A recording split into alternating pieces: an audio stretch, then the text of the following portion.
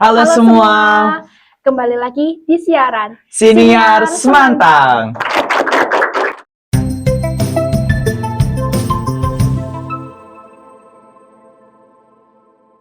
Jadi, kami berdua di sini yang akan memandu pada episode podcast kali ini. Kenalin, aku Fauzan dan teman aku, Putri. Hai semua, aku Putri. Di podcast ini ada bintang tamu spesial loh. Siapa sih, Put, bintang tamu yang akan kita undang? Jadi kita mengundang salah satu murid SMA Negeri 1 Batang yang berhasil membawa pulang 2 medali sekaligus cabang olahraga boccia di ajang Peparnas tingkat nasional. Kalian penasaran nggak sih gimana perjalanannya bisa mendapat 2 medali emas di ajang Peparnas? Dan gimana sih dia itu menjalani tugas sekolahnya selama dispensasinya yang hampir 6 bulan atau 1 semester? Kalian pasti penasaran kan dengan bintang tamu yang diundang? Langsung saja. Hanifatul Mukarramah. Halo Hanif, gimana nih kabarnya? Alhamdulillah sehat. Aku dengar tuh kamu belakangan ini banyak diliput sama media ya, kayak Batang Info, terus koran-koran digital gitu. Terus kali ini kamu itu diundang ke podcast Semantang. Gimana sih perasaannya diundang ke podcast Semantang? Perasaannya sih sangat bangga ya, kayak bisa dipanggil ke podcastnya Semantang, apalagi kayak bisa kayak dari salah satu kalian bisa ngundang aku, kayak wow, sangat-sangat luar biasa. Terima kasih ya. Makasih banyak ya Hanif dan datang, Iya. udah sempat nyempetin waktu buat datang ke podcast Semantang. Oke, santai saja. Kamu nih kan meraih nih 2 medali di Peparnas cabang olahraga boccia. Nah, boccia itu apa sih? Dan gimana sih cara mainnya boccia itu? Kan aku yakin Mungkin di sini banyak belum dari kita banyak itu yang orang tahu ya. belum tahu apa itu sih boccia, gimana cara Sangat-sangat mainnya. cabur yang masih asing. Iya. Iya. Kalau boccia itu sendiri tuh belum masih asing di Indonesia. Masih kayak baru-baru aja di Indonesia. Tapi alhamdulillahnya dari kakak-kakak pelatnas tingkatnya yang lebih tinggi dari saya bisa mewakili ke Paralimpik Paris kemarin. Jadi kalau boccia itu permainan untuk atlet yang mempunyai gangguan cerebral palsy atau CP, yang mempunyai gangguan otot gerak pada tubuh tertentu. Gitu. Berarti untuk di Paralimpik Paris kemarin tuh udah ada cabang boccia dan Sudah. Indonesia udah ada yang mewakili. Ya, alhamdulillah sudah. Kemarin ada dari Indonesia sekitar berapa orang ya kemarin ya? 4 atau enggak 5 gitu ya, dari pelatnas yang Indonesia. Oh, dan Peparnas itu apa sih nih, kayak kita kan paling biasa dengernya kayak Porprov, terus Iya, PON iya. gitu. Lah, Peparnas itu apa? Jadi Peparnas itu hampir mirip dengan PON tingkatnya. Jadi itu PON nasional untuk atlet disabilitas, tapi namanya diganti dengan Peparnas. Peparnas. Kan Paralimpik Nasional. Kemarin di mana nih Peparnas itu? Peparnasnya alhamdulillahnya di Solo, Jawa Tengah. Tuan rumahnya Jawa Tengah. Nah, gimana nih perasaan kamu setelah meraih 2 medali di ajang Peparnas kemarin? Perasaannya sih sangat bangga, kayak apa ya, ini yang mustahil jadi tidak mustahil. Karena waktu itu sempat kayak ngomong ke tim pelatih gitu, kayak maaf ya mas, mbak, kalau saya nggak bisa bawa pulang medali emas buat Jawa Tengah gitu. Tapi dengan keyakinan dari dukungan dari semua tim pelatihan dari Padang juga datang, terus doa dari orang tua, alhamdulillah bisa membuat saya bangkit lagi. Keren banget nih. Terus gimana di balik kemarin itu kamu pasti ada sedikit kayak tips-tips gitu. Gimana sih kamu bisa membagi latihannya? Terus di sana itu proses latihannya itu gimana nih? Kalau di sana sistemnya 1 minggu itu kita latihan 6 hari. Seharinya tuh hari Minggu untuk recovery. 1 minggu 6 hari. Ya, jadi setiap hari Senin sampai Selasa itu tuh latihannya dari jam 8 pagi sampai jam 9 pagi. Habis itu kita istirahat, terus latihan lagi dari jam 1 siang sampai jam 6, bahkan sampai jam 7 malam. Itu kamu capek nggak sih nih? Jujur capek, kadang merasa insecure kepada teman-teman yang udah bisa, kadang hampir 1 bulan sebelum pertandingan itu merasa terpuruk, kayak aku belum bisa gitu, tapi mempunyai tim pelatih yang sangat mendukung buat meyakinkan kalau aku bisa melawan itu semua. Nek kamu latihan seminggu 6 hari, kuat nggak, Bud? Jujur aku nggak kuat sih, pasti capek banget. Apalagi kan itu kan kalau Senin Selasa kan jatuhnya hari itu, jam begitu. Terus kayak khusus buat hari Rabu sama Sabtu itu tuh latihan dari jam 7 pagi sampai jam 2 siang. full. Terus itu kan latihannya 6 hari full. Ya. Terus kamu dispensasi sekolah itu gimana? 6 bulan 1 semester berarti kamu nggak sekolah loh? Iya, nggak sekolah. Sekolahnya lewat daring. Minta tugas dari guru lewat WA. Itu baru bisa ngubungin guru itu hari Minggu. Harusnya kan hari Minggu buat recovery ya. Iya. Tapi beda dengan saya. Saya harus bikin tugas, ngetik tugas yang kurang apa gitu. Baru bisa istirahat tuh malamnya kadang. Berarti yang seharusnya pagi kamu bisa istirahat malah buat tidur, malah buat ngerjain tugas. Tangannya bukannya berhenti malah lanjutin tugas lagi. 6 hari itu berarti itu nggak pegang HP apa gimana? Kalau pegang HP sih dari tim pelatih ngebolehin ya, Iya. cuman dibatasin. Kayak pegang HP itu malam biasanya, lebih ke malam. Paling malam pun nyampe hotel kan jam 7, itu mandi, makan, sholat. Habis itu baru ngubungin orang tua, kayak aku udah pulang bu gitu, paling nanyain kabar. Udah habis itu tidur lagi gitu. Megang HP-nya jarang. Nah, dari tips-tips tadi serta bagaimana latihannya kamu, terus kan pasti di dalam latihannya tuh kan ada tantangannya gitu loh. Nah, tantangan apa aja yang kamu rasain selama pelatihan 6 bulan di Solo itu? Tantangannya sih banyak sekali ya kalau diceritain, kayak contohnya awal masuk Pelada TC itu saya belum kenal dengan teknik-teknik yang ada, kayak saya masih bisa lempar terus ngebuka jalan buat bola gitu doang. Terus diajarin pelatih buat caranya gimana mengontrol emosi, terutama hampir 3 bulan sebelum pertandingan itu emosi saya belum terkontrol. Itu benar-benar kayak masih hawanya tuh nafsu, kalau habis nempel pengennya ngebuka jalan, habis nempel pengennya ngebuka jalan, jadi bolanya itu cepet habis. Gimana sih nih bocah tuh kayak tadi nempel buka jalan, nempel buka jalan, kau paham nggak sih? Iya paham, belum pernah Belum denger. belum pernah denger kan Iya, emang iya. mekanisme ini nih gimana sih bocah? Kalau prinsip permainan bocah itu mendekatkan bola dengan bola patokan yang kita incar. Nah itu poinnya. Kalau misalkan ya aku main sama kamu, Iya. nah aku dapat bola merah, kamu biru, kita tuh dapat 6 bola. Aku misalkan lempar duluan merah. Kalau aku nempel, mesti kamu pemikirannya ingin ngebuka jalan. Berarti Itu ngebuang bola lawan biar kamu bisa masuk gitu. berarti ini bola patokan. Terus ini misalnya bola nih Putri udah nempel duluan ke sini, udah deket sama bola patokannya itu. Berarti pas gilirannya kamu itu ngejauhin bola nih Putri kok. Pas giliran aku itu tergantung mindset ya. Kalau aku masih mempunyai, kan berarti bola aku udah berkurang 1 nih, masih sisa 5. Itu biasanya tipsnya aku ngebuka jalan dulu, buat namanya tuh ngebloker tekniknya. Dibloker dulu, kalau gagal, biasanya kalau bola aku masih sisa 4, aku nggak akan ngambil resiko buat ngebloker lagi. Biasanya aku tutup jalannya Putri. Gitu. Ditutup jalan, kenapa ditutup jalan? Biasanya momen gitu ada keuntungan buat kita sendiri. Berarti, Biar lawan itu nggak bisa ngambil poin banyak gitu. Ya. Jadi bocah itu olahraga yang gimana? Kalau misalnya basket kan kayak memasukkan bola ke ring lawan kan itu mendapatkan poin. Berarti kalau bocah itu semacam apa mirip pentang atau Iya, gimana? kalau menurut saya sih bocah itu hampir mirip dengan petang. sama nggak sih bocah sama pentang tuh? Beda. Beda? Bedanya itu dengan bolanya. Kalau bocah itu bolanya itu seukuran petang, hampir kecil lagi dikit. Tapi itu ada 3 macam kayaknya. Ada yang soft, medium, sama hard. Bedanya itu kalau soft itu yang ringan, medium itu setengah, kalau hard itu biasanya buat ngebuka jalan. Itu yang keras. Ya, misalkan kita main nih, tiap atlet mendapatkan 6 bola. 6 bolanya sendiri, 1 lagi dapat bola jack. Bolanya itu warnanya putih. Bola jack itu apa? Bola jack itu bola buat patokan. Yang lempar bola jack itu siapa? Yang lempar bola jack itu biasanya itu atlet yang mendapatkan bola merah terlebih dahulu. Terus nanti baru match kedua yang main yang lempar bola putih duluan, itu yang biru gitu.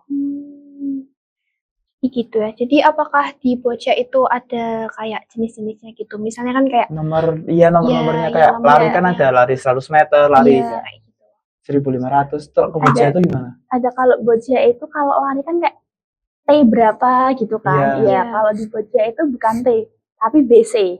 B dan C. BC1, BC2, BC3, BC4, dan BC5. Kalau kamu sendiri di nomor apa nih? Kalau aku di nomor individu BC5 dan nomor mixed pars di BC5.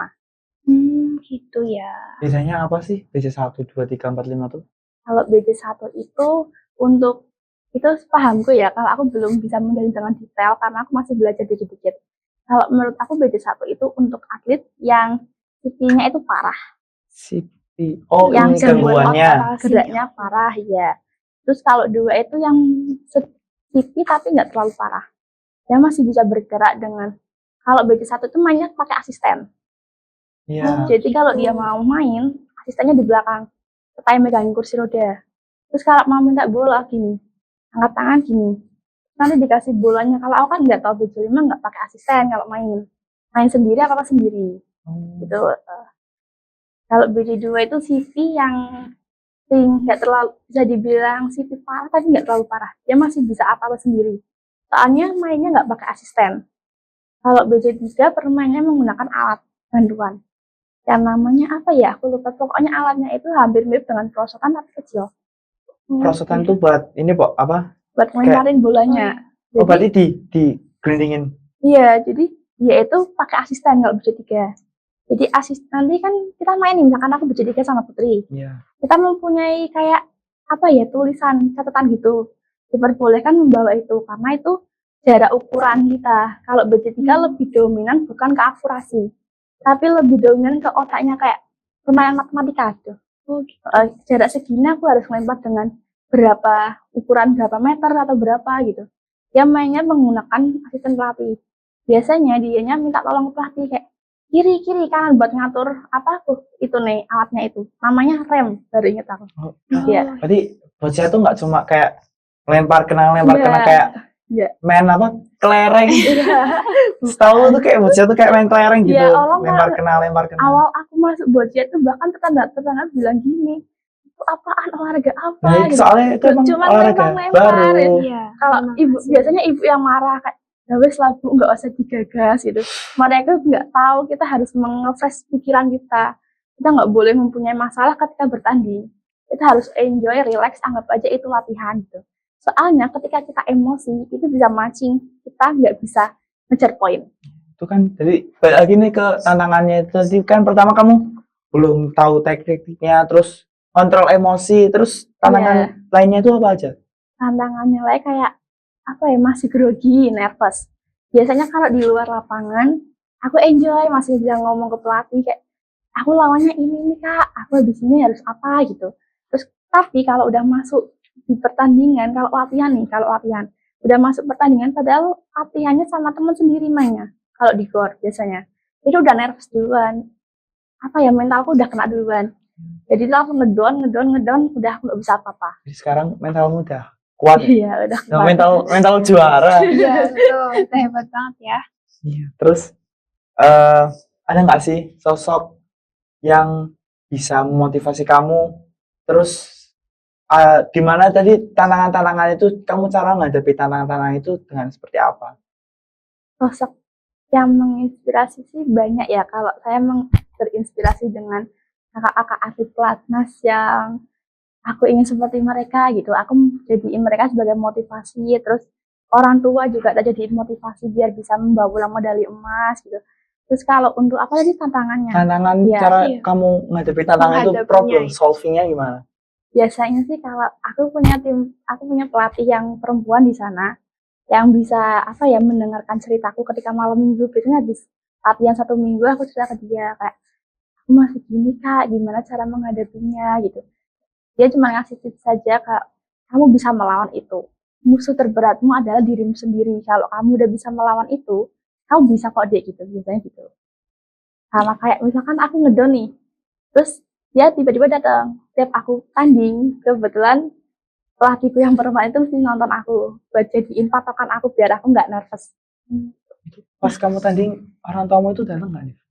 Kebetulan orang tua aku nggak tak suruh nonton, soalnya takutnya aku malah ngecewain mereka. Jadi lebih baik ibu nggak tak suruh nonton. Tapi yang di luar pikiran itu, tiba-tiba tim pelatihku yang Batang nelpon tim pelatihku yang di sana, video call buat aku nonton final individu. Ya, aku baru dikasih tahu tuh setelah selesai setelah final dikasih tahu. Dek, tadi ibu PC kakak itu doain kamu sambil nonton kamu, sambil sholatin kamu, terus ibu nangis sujud syukur gitu. Loh, kok bisa Kak punya nomormu gitu? Terus gak bilangin gak usah gitu. Soalnya aku takutnya final itu ketakutan besarku kayak ini harus bawa pulang medali buat Jawa Tengah, buat kabupaten, buat sekolah, buat orang tua. Gimana ya gitu. Kalau takutnya banyak sih dari teman-temannya di sana yang orang tuanya nonton semua, tapi dari situ aku nggak mau. Kemarin saja pas pertandingan kebetulan di Sparpura Batang nonton dan tim pelatihan dari Batang juga nonton. Itu udah mulai Itu nervous. emang kamu tuh udah ditargetin sama pusatnya itu buat bawa medali apa gimana kak sampai kamu nervous Merasa banget? nervous gitu. Kalau kebetulan tim pelatih kan di sana kan tim pelatih kan ada yang ketua gitu-gitu kan. Iya. Sedangkan pelatih saya pernah ngomong, Dek, kamu dikasih target medali emas di nomor individu kalau bisa. Soalnya aku atlet perempuan cewek satu-satunya di nomor pertandingan BC5. Dia harus bisa bawa pulang medali emas kalau bisa. Minimal kalau tidak bisa medali emas, perak. Kalau di individu nggak bisa bawa emas, setidaknya di pers aku harus bisa bawa emas. Gitu. Jadi kayak berat banget ini harus kayak ngejalanin pertandingan itu kayak berat banget kayak emas ayo harus bisa emas gitu. Tapi di satu titik tim pelatih udah ngomong emas udah di tanganmu kalau kamu udah bisa ngejar poin dengan 10 ke atas atau enggak 8 ke atas sedangkan lawan udah 0 itu kamu bisa megang emas di tanganmu. Emang bener sih kayak sugesti itu penting banget buat Iya. kita. Ada kayak kata-kata itu yang bilang tuh kalau kamu udah berlatih buat lomba itu kamu udah 50% kemenangan itu ada di tanganmu. Nanti pas hari hanya itu tinggal 50% sisanya Iya, itu betul. penentuannya. Jadi Iya. sugesti di sini tuh emang sangat pengaruh banget. Iya, apalagi kita harus sukses dengan bola nih. Kalau boleh cerita Oh iya. ya, Iya, bola Kayak- itu kayak teman kita sendiri. Kalau aku nganggep bola itu adik aku. Berarti Jadi kamu ketika tanding itu aku sugesti sendiri. Ayo dek nempel ya, bisa ya. Habis ini tak beliin es krim kok gitu. Itu beneran bisa loh. Tapi kamu kalau kamu aku kasar, ambil bola gini terus melempar terus kamu tak us ajak ngobrol ajak dulu. ngobrol dulu. Gua- ngobrol sama bola gitu kan. Iya, awalnya nggak percaya ada itu toh yang apa ya di sana kan ada atlet. Kalau aku mengingat dia kakak, itu tuh lebih atasannya kita kayak ingatnya udah tinggi, udah senior lah intinya. Yang ngomong bola itu nggak boleh dikasarin. Semakin dia dikasarin, semakin dia nggak nurut. Itu sugesti permainan do gitu. Maksudnya gimana mas? Diajak ngobrol aja. Terus awal itu kok saya kayak orang gila ya ngobrol dengan bola gitu. Kan bola kan benda mati kan, nggak Iya. boleh diajak ngobrol, nggak kayak manusia. Kok diajak ngobrol, ih aneh banget iya. Gitu. Terus kayak, ih kak, kok saya kayak orang gila ya ngobrol sendiri. Nggak apa-apa ya dicoba 1 bulan nyoba itu ternyata bener. Kalau kita tuh main sugesti gitu. Dan setiap mau main biar saya ajak ngobrol dulu. Bisa ya dia bisa nggak beliin es krim kok. Nanti bisa. Ya, Bu. Tapi kalau kita lagi nggak ngajak ngobrol dia mesti marah. Ini semua tentang Sugesti pikiran. mindset. Iya. Iya. Nah, dari kan kamu tadi udah lomba itu kan, udah di ajang Meparnas Iya. mendapatkan 2 medali itu. Iya. Udah sempat nervous juga. Nah, saat kamu lomba itu ada nggak sih kayak kata-kata atau moto yang kamu pegang supaya kamu yakin gitu? Kan sugestimu kan tadi antara lain kayak ngajak banyak Ngajak bicara. ngobrol. Nah, Iya. moto kamu, kata-katamu apa yang bisa meyakinkan kamu supaya kamu itu bisa juara gitu? Kayak greatest of the day-mu tuh apa sih? Apa ya? Di balik Allah ngasih aku kekurangan. Tapi aku percaya Allah ngasih aku kelebihan yang orang lain belum tahu itu. Nah, aku berusaha ngebuktiin kata-kata itu kalau aku tuh bisa nunjukin ke mereka kalau aku bisa bawa pulang medali emas. Emang semua itu ada hikmahnya. Ya. Kayak inama al usri yusra kan. Iya, betul. Di saat ada kesulitan itu pasti ada kemudahan dan ya betul. setiap Allah itu ngasih kita sesuatu itu nggak mungkin Allah ngasih ngebebani kita itu lebih dari apa yang kita Iya. bisa. Iya, betul. Terus kita itu harus bisa melihat hikmah apa yang Allah kasih terhadap cobaan yang Allah kasih. Iya. Itu. Terus ini nih kayak fun fact, mungkin di luaran sana itu kan banyak atlet-atlet kan. Biasanya kalau bertanding itu kayak ada kayak ritual apa gitu biar meningkatkan rasa percaya diri gitu kan. Kalau aku sih nggak yang terlalu gitu ya. Yang penting apa ya? Ngejalanin sholat 5 waktunya wajib gitu. Sangat-sangat wajib. Terus kalau dari diri aku sendiri, orang tua ngajarin aku buat sholat sunnahnya kayak tahajud, duha itu harus dilaksanakan. Terus sama baca Quran surat Al-Waqiah biasanya kalau malam aku. Emang. Iya gitu. Terus kalau mau tanding biasanya sebisa mungkin aku minta ke tim pelatih sebelum masuk forum, minta berdoa terlebih dahulu. Itu bener-bener doa, aku nggak boleh diganggu sama mereka, kayak aku khusyuk, aku harus khusyuk gitu. Iya, paling gitu doang sih udah. Nggak yang kayak pakai yang apa-apa Berarti enggak gini-gini, enggak. kayak biasanya kayak apa ngelakuin apa dulu gitu. Enggak. Jadi semua itu tetap Betul. Jalur langit ya. jalur Iya, langit. Ya. Iya betul. Terus terakhir nih, Nif, kamu kan kayak anak yang berkebutuhan khusus gitu dari Silip Barvasi Pasti ya, sipi. Sebut Sipi, aja Sipi. sipi ya.